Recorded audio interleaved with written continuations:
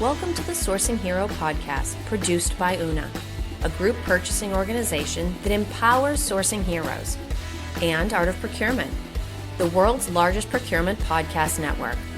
I'm your host, Kelly Barnard. The goal of the Sourcing Hero podcast is to capture the epic stories of people who are rising up and beating the odds to create exceptional value within procurement, directly from those heroes themselves. Today, my guest here on the Sourcing Hero podcast is Natalia Pickett. Natalia is the head of procurement at Keolis Amey, a global transportation company focused on public transport. Natalia, thank you so much for being with me today. Thank you for inviting me. Now, I talked a little bit about your current role in my intro, but we are going to learn a lot more about you today. To start us off, what is it helpful for people to know about your professional journey?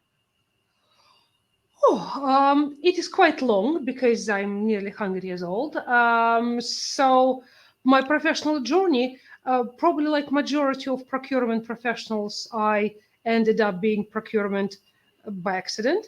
So I started as a computer science in my university and then moved to computer service and logistics and then to computer procurement and then to general procurement. And now I can buy anything.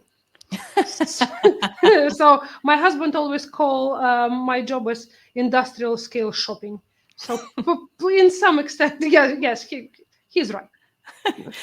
Now, in addition to all of your time and experience in procurement, you've also just taken on another exciting new role, and that is as a non-executive director for a company called Woodenshark. Can you talk a little bit more about what that opportunity and what that role mean? It means a lot because it is just the beginning of my non-executive director journey. I have a now non-executive director certificate, so I can say that I'm professional non-executive director, and this is my first role.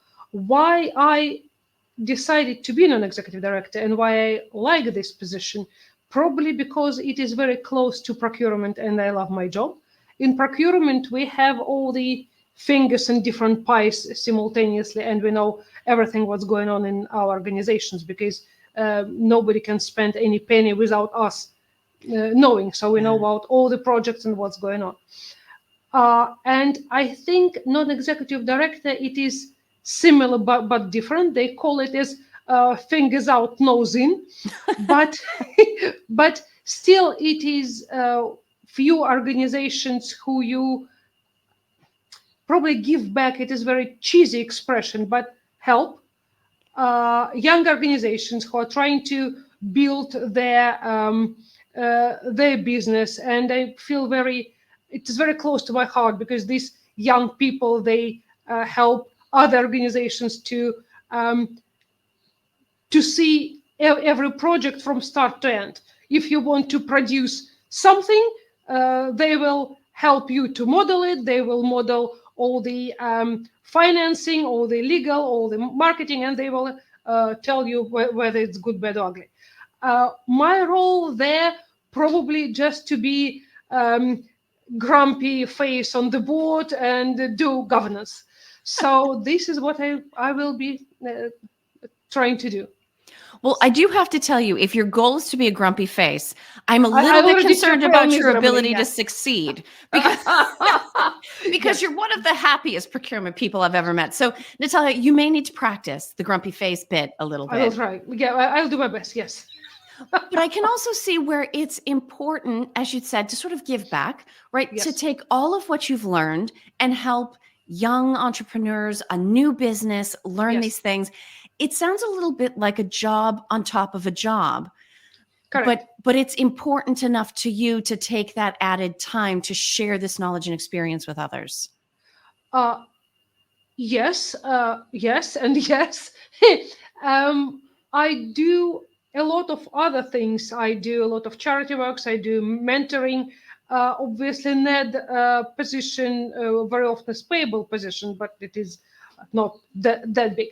But also, yes, I think I have now enough knowledge and experience, not only from professional capacity, but mentoring. And I worked in different industries And I think I can share what I know and what I love, and create right atmosphere to build something.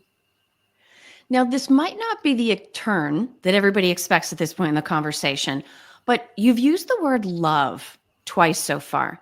You've talked about sharing the love. You've talked about loving your role. And that was something that came up in our very first conversation, that your personal philosophy for successful procurement all comes down to love. So set the stage here. What role does love play in corporate procurement? All of it.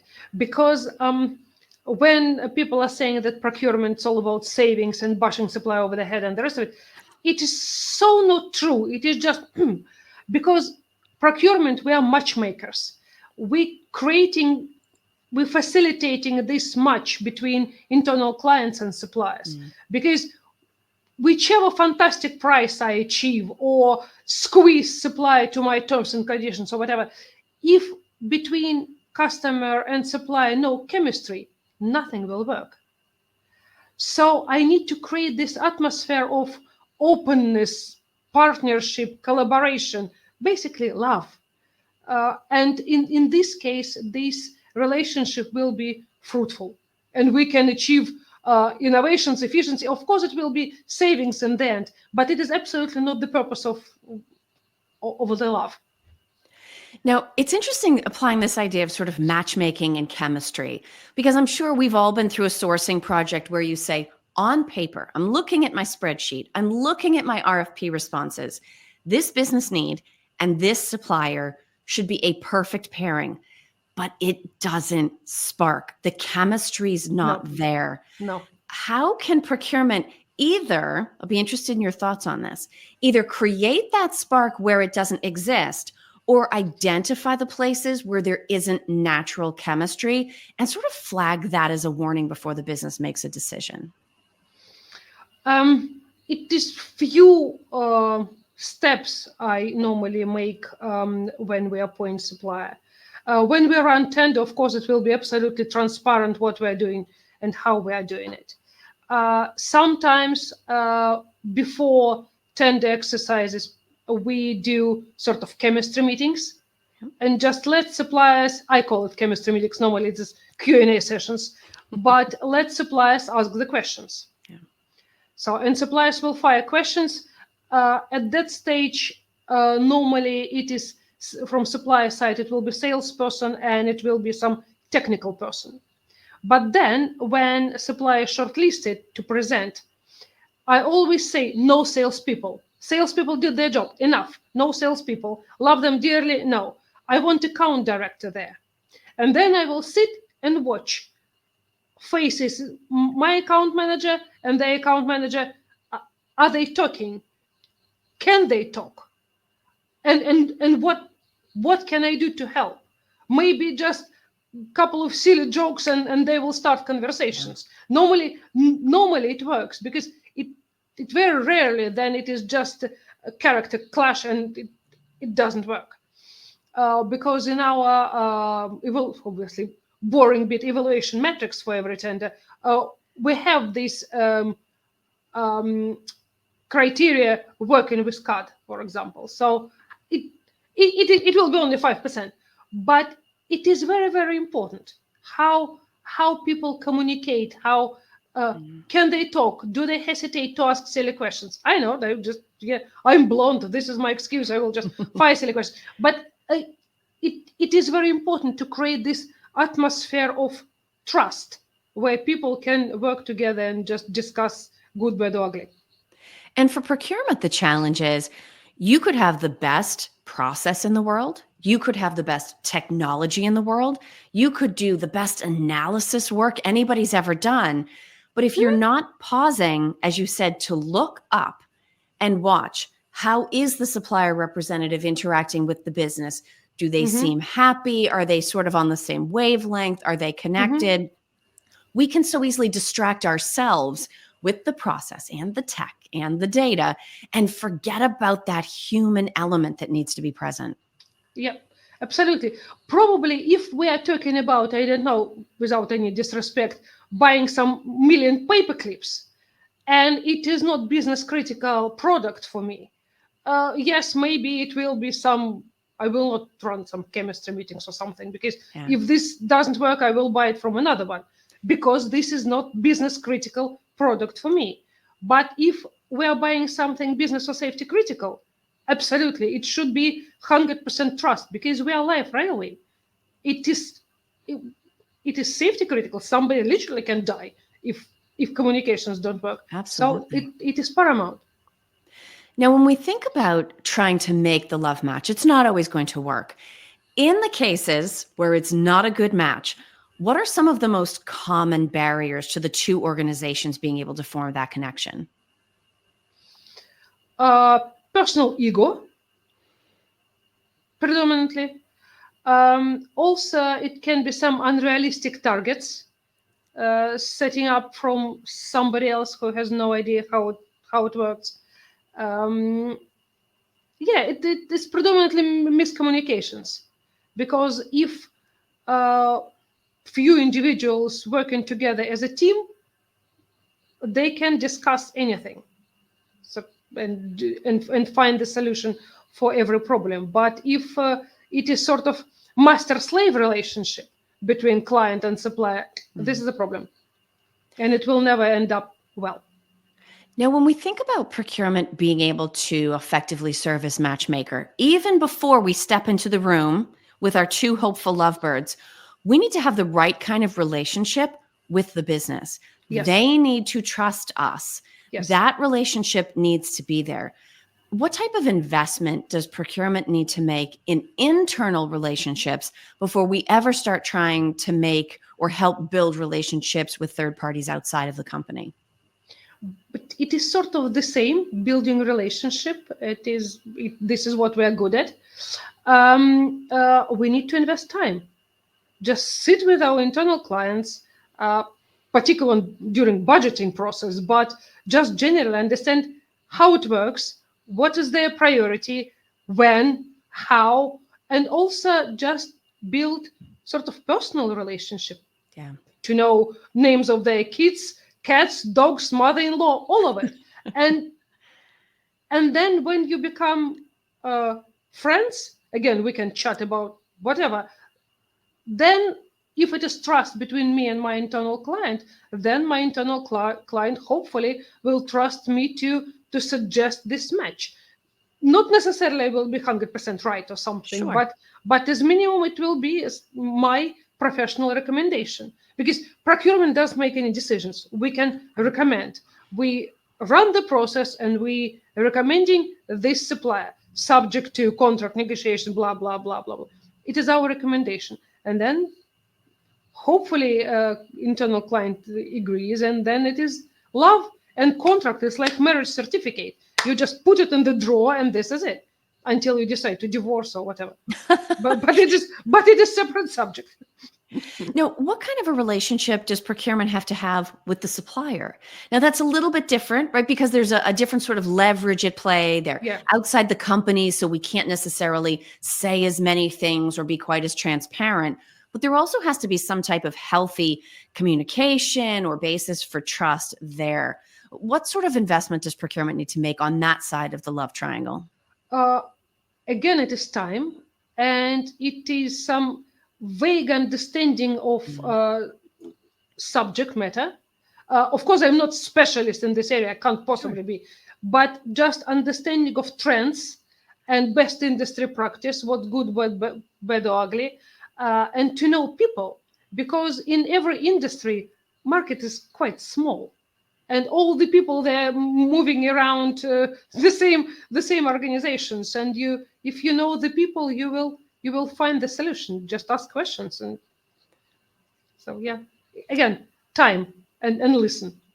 And that is so incredibly hard. You know, we talk about soft skills and procurement. We're always in a rush, so needing to spend time is a hard one. It should be easy, but that's a real challenge. Finding the setting to be able to watch everybody. There's less travel going on, so people aren't necessarily in the same room anymore. I think it's sort of stepped up the challenge that procurement has. Now maybe we're trying to watch the dynamic in a Zoom meeting or a Microsoft Teams meeting or something like that. where the connection is never going to be quite as natural. No. It really means that we have to step up our skills of observation, maybe find a way to spend that time on both sides of the relationship. Just because you talked about divorce, the cost and the risk associated with unwinding one of these supply marriages is significant for everybody. So if procurement can find a way to prevent it, to head it off, to figure out there's going to be an issue up front, the challenge is bigger, but the task is actually more important. True. Yeah, absolutely true. And of course, exit from the contract, it should be part of this marriage certificate. Yeah. But also, even if contract is ending or you need to terminate for any reason, you don't have to break relationship, because you never know what happened. It is like divorce with kids, this sort of thing. You may hate each other, but for your kid, just behave. So these sort of things. Yes, and we try to be civilized and do everything, because very rarely it is just this particular person's fault. So it is just behave. Now, Natalia, we have a tradition here at the Sourcing Hero that I want to bring you in on. Okay. Every time someone comes on the show for the first time, we go through this exercise. So I'm going to give you 2 questions. You can choose whichever one you want, and there are no wrong answers. So your choices are either what does the idea of a sourcing hero mean to you, or what do you think heroism looks like in a business context? It's kind of similar questions.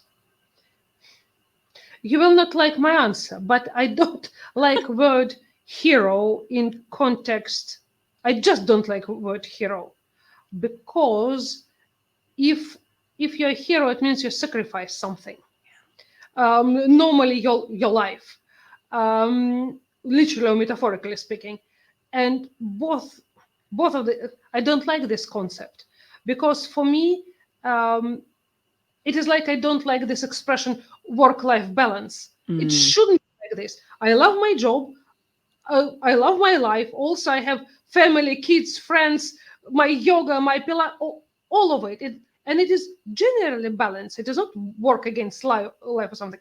So being a hero, I'm not sacrificing anything. I do what I love to do. So you can call me hero because I do something good. But again, it is just... okay, I messed your entire question. Sorry. No, that's... We can start again. No, let me ask you this then, because I absolutely respect your position on that. And I will tell you, this show dates back to 2020. You were not the first person to feel uncomfortable with the concept of hero. So still not even a wrong answer. But let me ask you this then on the topic that we talked about today. If I'm a procurement person listening in, and I don't know what category or industry or company I'm in, I'm just sort of your stereotypical procurement professional. Can you give me an example of an act of love that I could go perform today as part of my job? What would be an act of love? Well, just call your top 10 account managers and just chat. How are you? Are you okay? Cup of coffee or whatever, virtual coffee? Just chat. It is not about performance. It is just It is just human to human interaction. Nothing heroic about it. It just being human and talk. But absolutely critical. Now, if somebody's listening in and they've met you for the first time, first of all, if they're only listening, there is no grumpy face. I absolutely promise. You'll have to meet Natalia. What is the best way for people to reach out and connect with you, to learn more, and to see your very happy, smiling face? Probably LinkedIn, because it's easy. I don't think that it's many Natalia Pickett there. LinkedIn. It is quite a good platform. Excellent. For this type of connections. Thank you so much. You've inspired us to go off and share the love. Thank you for listening to this episode of the Sourcing Hero podcast. Join us again next time for more true stories of sourcing and business heroism performed by your colleagues and peers. Look for the Sourcing Hero wherever you get your podcasts, and don't forget to subscribe. Finally, don't forget, sourcing heroism is taking place all around us every day. Keep your eyes open and you're bound to see it. Until next time, I'm your host, Kelly Barner. Stay well and always remember that you can be a hero too.